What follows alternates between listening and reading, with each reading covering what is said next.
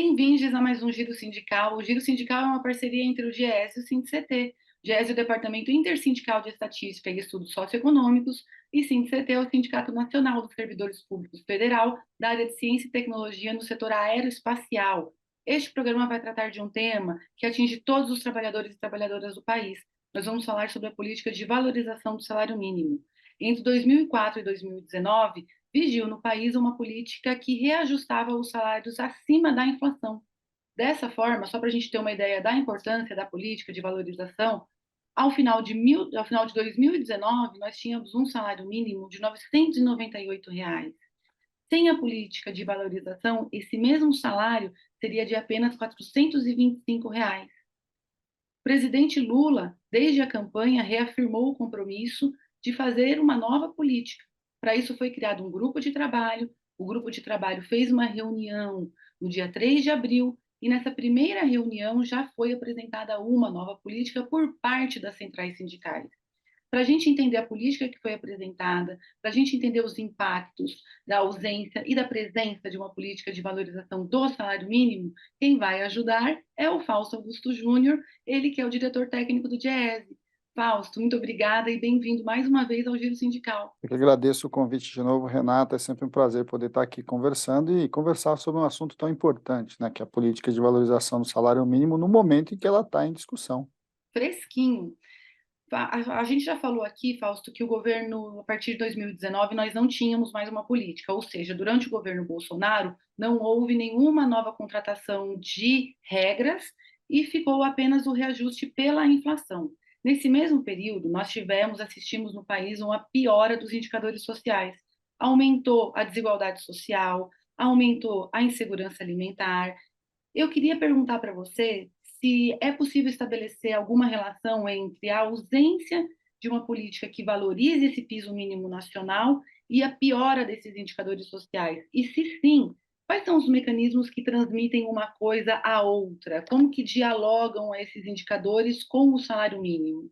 Então, Renata, quando a gente fala de salário mínimo, na verdade, a gente está falando de uma política que, de alguma forma, procura distribuir melhor a renda no Brasil. E essa distribuição melhor, ela passa necessariamente por políticas que atinjam as menores rendas, né? Ou seja, os trabalhadores que têm o menor rendimento. Então, quando a gente olha a história, inclusive, de quando você teve a negociação da política do salário mínimo, ela também teve acoplada a criação do Bolsa Família, né? A reorganização do Bolsa Escola, a reorganização do Vale Gás do Bolsa Família, mas a criação de uma política muito clara de combate à pobreza e combate à extrema pobreza. E o salário mínimo, de alguma forma, dialoga com esta política, e dialoga com tantas outras, né? Dialoga com o PAA, com o Plano de Alimentação, dialoga com o Plano Nacional de Alimentação Escolar, dialoga com a expansão de recursos da educação, com outro olhar para a saúde, enfim. Quando a gente está falando do salário mínimo, de alguma forma, nós estamos falando de uma política que busca reduzir a desigualdade social, ampliar a renda dos mais pobres e também, de alguma forma, você democratizar o nosso desenvolvimento. Por quê? Porque também a discussão do salário mínimo atinge diretamente as economias mais pobres, sejam das periferias das grandes cidades, sejam do interior profundo do nosso país. Fausto, falando em políticas sociais de maneira abrangente, em 2017 nós tivemos a reforma trabalhista do governo Temer, e nós tivemos por parte do presidente e por parte daqueles que apoiaram a proposta, uma ideia em que o Brasil deveria fazer escolhas. E as escolhas deveriam ser entre ter empregos ou ter renda e ter direitos. As três coisas, emprego, renda e direitos, não caberiam. O brasileiro não teria direito a isso, não somos merecedores de tudo isso por parte de seus formuladores. Nesse sentido, a gente pode ter uma discussão nesse momento, como a gente já teve no passado, com relação ao aumento desse piso nacional e uma política que reverbere no crescimento do desemprego. Enquanto vigiu entre 2004 e 2019, foi possível assistir isso? Foi isso que aconteceu no país? Na Diga. verdade, foi o contrário, né, Renata? O que a gente assistiu foi o contrário.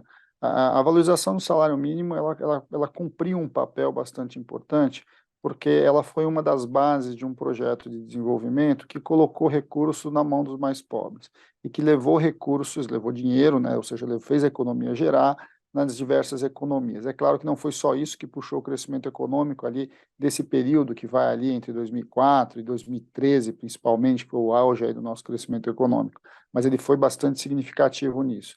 Primeiro porque tem uma conta que é muito simples, né? Quando você tem mais dinheiro circulando na mão do trabalhador, tem dinheiro circulando na mão das pessoas, as pessoas estão comprando.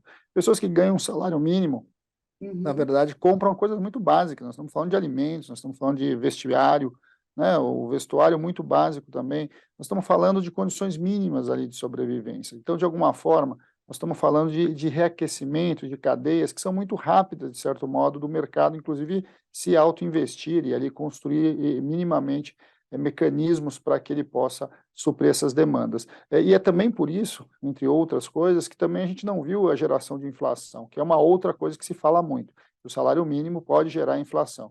Na verdade, se a gente pegar os dados históricos de toda a própria política prova a si mesmo, né? Ou seja, não teve geração de inflação, você não teve queda de desemprego, ao contrário, não teve aumento de desemprego, ao contrário, você teve uma queda, né? Nós estivemos muito próximo ao pleno emprego ao longo desse período, nós tivemos um crescimento robusto, bastante significativo em todo esse período, e nós tivemos uma melhoria de vida média das pessoas. Mas um dos dados que a gente levou agora para esse debate sobre o salário mínimo é que, desde 1940, quando o salário mínimo foi criado, até o dia de hoje, nós crescemos o nosso PIB per capita em 6 vezes, né? E a política de valorização do salário, e o salário mínimo hoje, ele vale metade do que valia em 1940.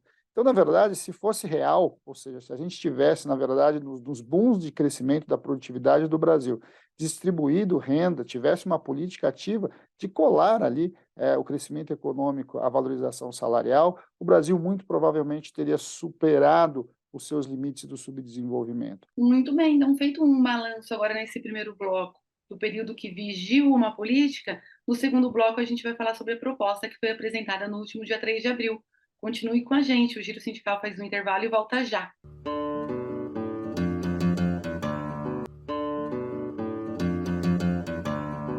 O Giro Sindical está de volta e este programa recebe Fausto Augusto Júnior, ele que é o diretor técnico do DIEESE, e a gente vai falar sobre um tema que é tão fundante também do próprio DIEESE, que é o salário mínimo, e agora uma política de valorização. Fausto, agora o que todo mundo quer saber, né? No dia 3/4, na reunião do grupo de trabalho que tem como missão apresentar uma proposta de valorização do salário mínimo, as centrais levaram um conjunto de itens, uma avaliação, e é isso agora o que a gente quer saber.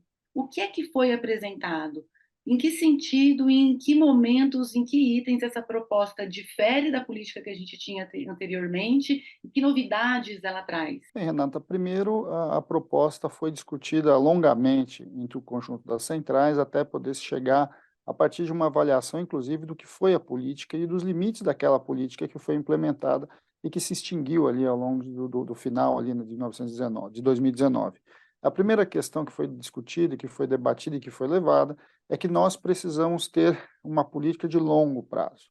Uma política de longo prazo significa que a gente precisa ter uma meta e essas talvez seja a base de toda a construção que foi apresentada, então, ali na mesa com o governo. A proposta é uma proposta de 30 anos, ou seja, em 3 décadas, espera-se que a gente esteja num outro patamar de salário mínimo e que, consequentemente, vai colocar o Brasil num outro patamar de renda e que a gente espera que seja um outro patamar de produção de riqueza em todo o nosso país.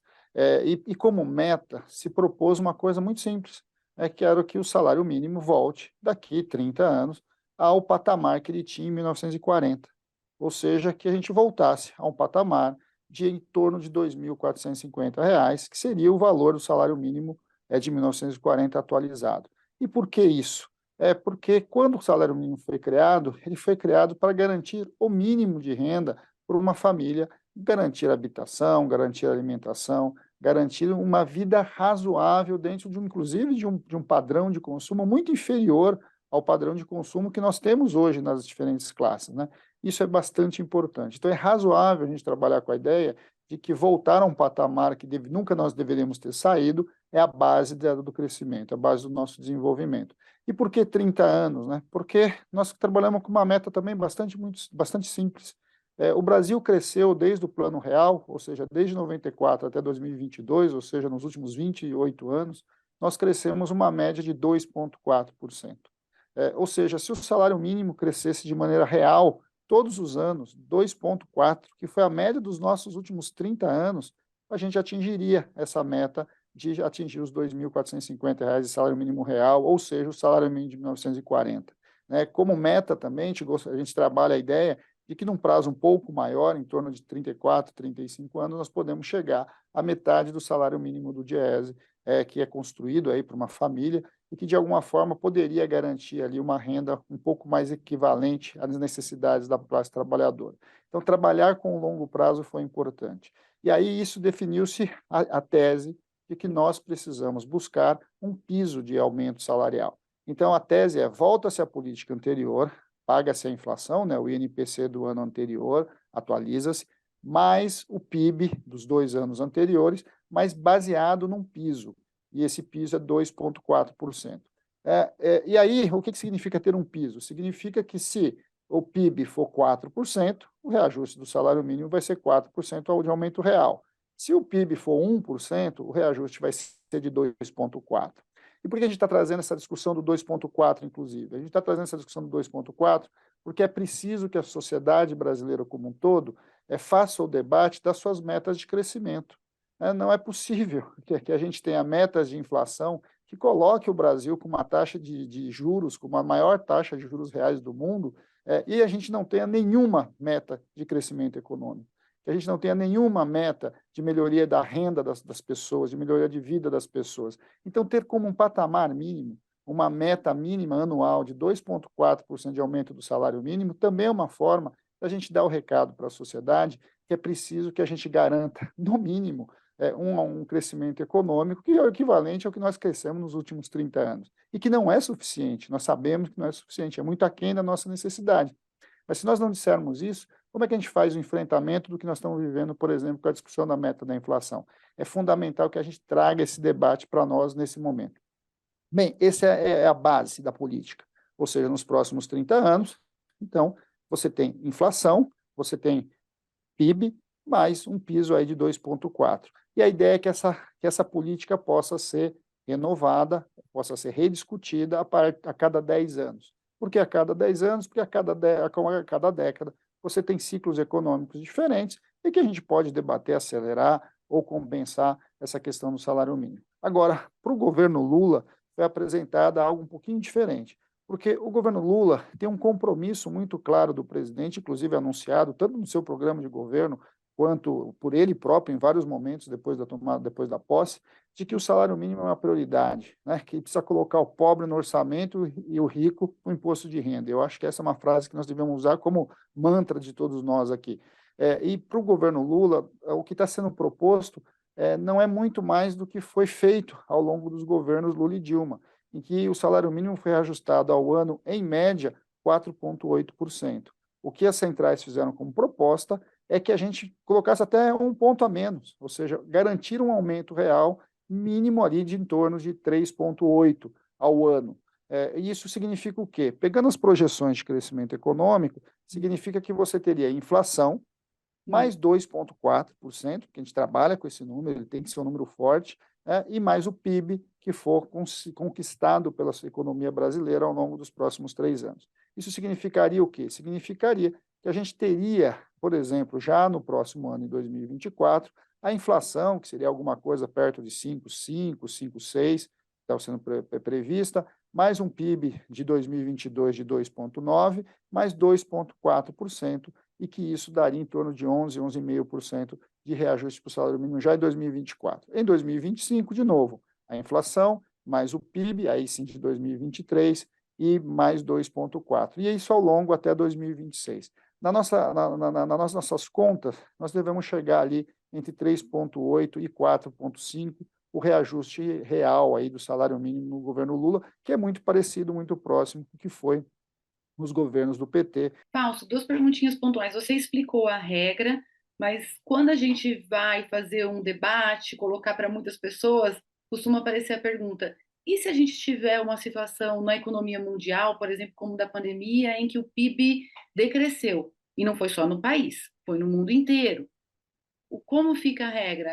Esse piso de 2,4% fica garantido e aí vai a inflação mais o PIB não, mas a regra de 2,4%?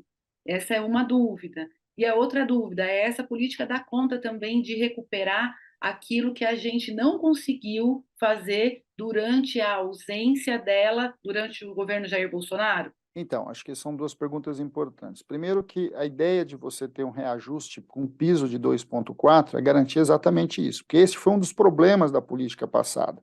No momento em que o PIB caiu, né, o PIB ficou inclusive negativo, você teve uma paralisação da política de valorização do salário mínimo, quando na verdade a gente precisava do contrário, a gente precisava de uma política anticíclica que colocasse mais recursos na economia para que esses mais recursos na economia pudessem impulsionar a economia. Então, a tese de garantir um piso tem a ver com isso. Então, sim, se você tiver um PIB negativo, você mantém o piso de 2,4 de aumento real do salário mínimo. A outra questão é, sim, 2,4 recupera as perdas do governo Bolsonaro. Tem muito para avançar, mas a gente tem que começar. Então, a gente tendo explicado nesse bloco qual é a proposta que as centrais levaram para o grupo de trabalho, vamos também conversar um pouquinho mais agora no terceiro bloco sobre os impactos dela. Então, continue com a gente, o Giro Sindical faz o intervalinho e volta já.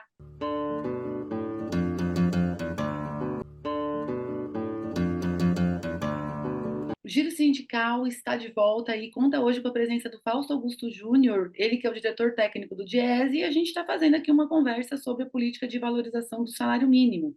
Fausto, o salário mínimo também ele é o piso do benefício previdenciário, que atinge quase 60 milhões de pessoas, entre homens e mulheres, em todo canto do país, inclusive em rincões onde é praticamente uma das únicas políticas públicas que chegam, né? A gente está em meio a uma discussão de um novo arcabouço fiscal. Então, é de se imaginar que aqueles que defendem o Estado mínimo ou o Estado inexistente, sobretudo para os mais pobres, sobretudo para aqueles que mais precisam, podem levantar alguma questão a respeito de se o salário mínimo ele cabe no novo arcabouço fiscal, sobretudo pelo aspecto da previdência, que é uma conta bastante considerável do governo, tendo em vista a nossa população, mesmo que o salário seja tão baixo. Vocês já avaliaram, qual é a sua avaliação sobre o impacto da elevação do salário mínimo para as contas públicas, em meio a esse momento particular que nós estamos? Então, Renata, a gente precisa superar, e aí eu vou pegar um pouco a fala do presidente, a gente precisa superar esta ideia de gasto social, né, vis-à-vis investimentos, né, que eu acho que é uma grande discussão. Quando você compra um tanque de guerra, isso vira investimento. Quando você coloca recursos na mão do pobre, isso vira um gasto. Eu acho que nós precisamos fazer esse debate, sim, esse debate bastante relevante. E por que disso? Porque, primeiro, se eu colocar toda a conta só na elevação do salário mínimo, enquanto ele vai custar nos custos da previdência, é óbvio que vai ter aumento, né? É óbvio que vai aumentar o gasto, porque essas pessoas vão ganhar mais e esse recurso precisa vir de algum lugar. Mas fala-se muito pouco sobre quanto você aumenta da arrecadação, por exemplo, né? Fala-se muito pouco de como a economia que é gerada a partir da elevação dos salários, e o salário mínimo é o início desse processo de elevação da renda, interfere inclusive na arrecadação.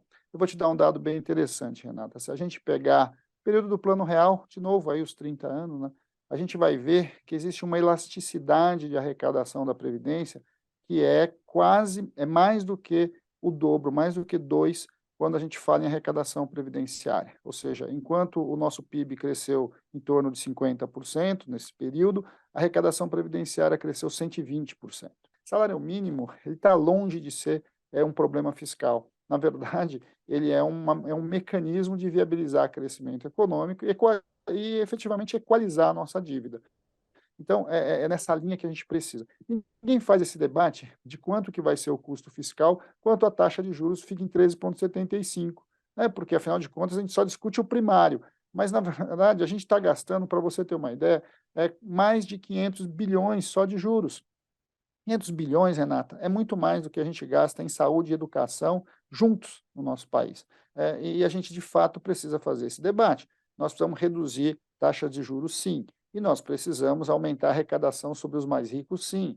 Nós temos mecanismos para lidar com a questão fiscal, mas para isso a gente precisa suplantar esta ideia de que colocar dinheiro na mão do mais pobre, dinheiro daquele que menos ganha, como um grande problema. Vamos lembrar, né?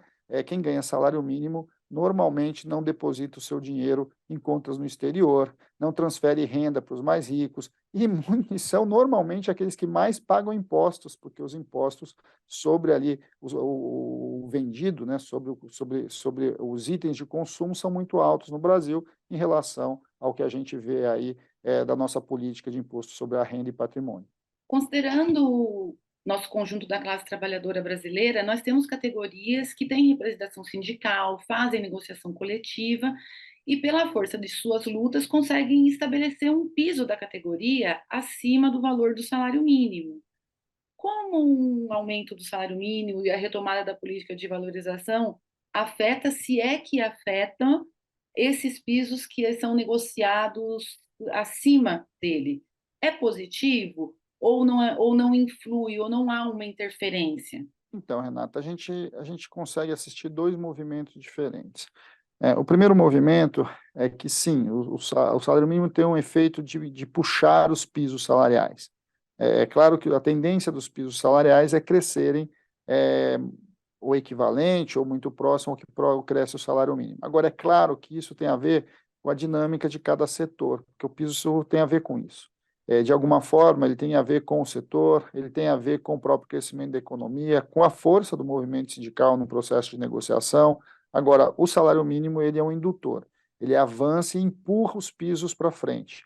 Quanto é o tamanho desse crescimento, aí vai depender muito da base de organização e de como o setor está operando ali do ponto de vista econômico naquele momento. O que a gente tem muito claro é que quando você reorganiza as bases salariais, elas influenciam todos os outros salários, inclusive os salários da economia informal. Vamos lembrar, né, uma camada muito informal da nossa população, e que é bastante significativa, são os trabalhadores domésticos, e principalmente as trabalhadoras domésticas. As trabalhadoras domésticas, o Brasil é um dos países o país que tem o maior número de trabalhadores domésticos no mundo. São mais de 5 milhões de pessoas que trabalham com trabalho doméstico. O trabalho doméstico, na sua grande maioria, é informal, mas apesar de ser grande maioria informal, a referência de renda é o salário mínimo. Então, subir o salário mínimo significa também uma política que vai atingir diretamente as mulheres, empregadas domésticas, chefes de família, e também funciona nesse momento para a gente reduzir um dos grandes problemas no Brasil, que é o problema da mulher, da diferença salarial da mulher e principalmente da mulher negra no nosso país. Muito bem. Então, vamos olhar agora um pouquinho para frente. Quais são os próximos passos? Quais são os próximos passos? Tivemos a primeira reunião do GT, que tem a tarefa de elaborar uma nova política. Essa política que as centrais apresentaram não é a política que pode não vir a ser a política, é a política que as centrais levou para o grupo. Então, conta para a gente um pouquinho sobre como vai funcionar, quais são os próximos passos do grupo e qual é a previsão. Temos um calendário? Como é que está isso? Bem, as centrais cumpriram a sua tarefa, que é entregar uma proposta, né? Cabe ao governo agora analisar a proposta, trazer a sua proposta, o governo não trouxe uma proposta ainda, e a partir da contraposição entre a proposta dos trabalhadores e a proposta do governo, você tentar construir esse acordo aí ao longo do mês de abril. É, o que está se esperando é que o presidente Lula está em viagem à China na próxima semana, e também dirigentes sindicais, empresários, etc., toda essa comitiva. O cronograma é que, no retorno do presidente da China, que é o Brasil novamente, nós sentamos novamente para discutir essa proposta. E o governo deve trazer a sua proposta. Então, muito provavelmente na semana do dia 17, né, na outra semana, a gente deve estar sentando novamente com o governo e o governo apresentando a sua proposta. O deadline, aí, né, o dia final para o anúncio da política de valorização do salário mínimo é o 1º de maio. O compromisso é que no 1º de maio, ou seja, no Dia do Trabalhador, as centrais sindicais, o presidente da República, o ministro do Trabalho, possam anunciar não só o novo salário mínimo, mas também essa política de valorização. É um processo negocial, né, Renata? É um processo que a gente tem a tarefa, inclusive o programa, de difundir, de divulgar e de fazer um embate na imprensa, um embate na sociedade, porque sem uma mobilização muito clara da sociedade em defesa do aumento do salário mínimo, a gente sabe que as pressões acontecem. O mercado financeiro já está pressionando, os empresários vão pressionar, ou seja, a gente vai ver vários analistas econômicos falando aí nos grandes jornalões sobre a questão do salário mínimo, muito provavelmente fazendo as críticas que a gente começou a falar e tentar rebater já no começo do programa. Então é importante que a gente leve esse debate. Cada dirigente sindical, cada dirigente do movimento social tem que fazer a discussão do salário mínimo, tem que pressionar sim o governo, tem que pressionar, porque é no processo de pressão que a gente vai construir uma política que garanta uma sustentação melhor e um aumento mais efetivo para o salário mínimo no longo prazo, mas também no atual governo. Vamos lembrar, é um governo de coalizão, é um governo de disputa, as questões estão colocadas na mesa, mas é um processo de negociação. Vamos lembrar que a política de valorização do salário mínimo, de fato, Renata, ela foi implementada só em 2006. Ela foi implementada em 2006 depois de 3 grandes marchas do salário mínimo a Brasília. Ou seja, você teve ali marchas longas, grandes mobilizações que reivindicaram do governo Lula uma política permanente de valorização. O governo Lula deu aumentos reais desde 2003, mas efetivamente você teve uma luta bastante árdua para conquistar uma política de valorização. E não vai ser diferente agora. Nós precisamos fazer um enfrentamento, temos que fazer a mobilização, e o nosso papel ali na mesa de negociação, no grupo de trabalho, é tentar colocar ali na mesa, na negociação, expressar um pouco dos anseios dos trabalhadores espalhados por todo esse Brasil. Então, teremos um abril bastante movimentado. O primeiro passo é fazer conhecer essa proposta, o que nós já tentamos fazer aqui, o que o Fausto trouxe aqui para a gente, com os detalhes de quem está participando ativamente. E aguardemos os desdobramentos, mas aguardemos não com os braços cruzados, aguardemos com a velha e boa luta sindical que esse país sabe fazer tão bem. Fausto, obrigada pela sua contribuição aqui, fundamental, o próprio trabalho do DIEESE no apoio às centrais sindicais para a elaboração, para a discussão da política do salário mínimo, também é algo que a gente não pode deixar de falar, de mencionar aqui, e você tem sido a pessoa que, enfim, tem feito aí essa contribuição diretamente. Então, muito obrigada por estar aqui conosco hoje. Eu que agradeço, Renata, e a possibilidade de a gente estar conversando aqui com uma grande quantidade de dirigentes que assistem o programa, mas também aí a população em geral, e quiçá a gente possa aí logo, logo, né, em maio, voltar para, de fato, explicar o que que vai ser essa nova política aí já conquistada pela classe trabalhadora. Obrigada, seguimos.